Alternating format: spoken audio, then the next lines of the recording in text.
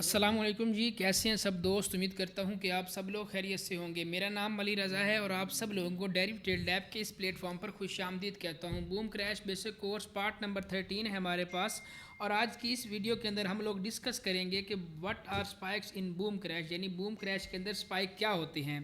जैसा कि आप सब लोग जानते हैं कि बूम एंड क्रैश दो मुख्तलिफ पेयर्स हैं और इन पेयर्स में स्पाइक हमेशा अपोजिट साइड आते हैं। यानी अगर बात की जाए क्रैश के पेयर की तो क्रैश के तमाम पेयर्स के अंदर हमेशा स्पाइक सेल साइड आते हैं।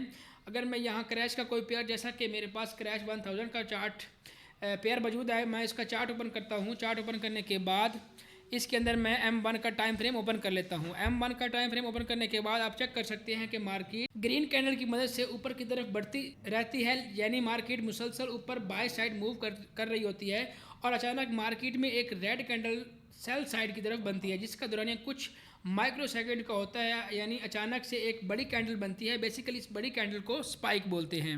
इसके अलावा अगर बात की जाए बूम्स के पेयर्स की तो बूम के तमाम पेयर्स में हमेशा स्पाइक्स बाय साइड आते हैं।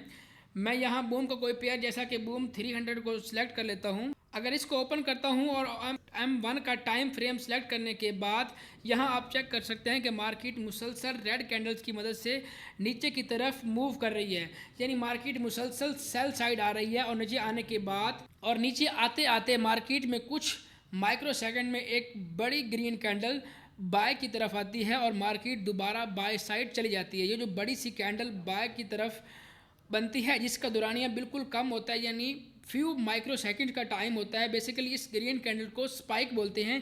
एक बात याद रखिएगा कि हमेशा क्रैश के पेयर्स के अंदर स्पाइक्स सेल साइड आते हैं और बूम्स के पेयर के अंदर स्पाइक्स बाय साइड आते हैं। यहाँ एक छोटा सा टिप आपसे मैं शेयर करता हूँ कि आपने हमेशा कोशिश करनी है कि बूम्स के तमाम पेयर के अंदर आपने बाय के सेटअप को फाइंड आउट करना है, यानी आपने बूम के तमाम पेयर्स में बाय की एंट्रियाँ लेनी है।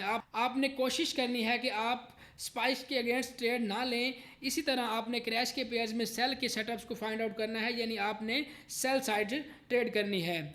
इसके अलावा अगर आप बूम एंड क्रैश का नॉलेज रखते हैं और आप स्पाइक्स को पकड़ते हैं स्पाइक्स को, तो आप एक अच्छा प्रॉफिट जनरेट कर सकते हैं। होप सो आपको स्पाइक का अच्छे से समझ आ चुका होगा। अगर इस मुतालिक आपका कोई क्वेश्चन है तो आप नीचे दिए गए व्हाट्सएप नंबर पर हमसे रब्ता कर सकते हैं। अपना ख्याल रखिएगा। मुझे दें इजाज़त। अल्लाह हाफिज़।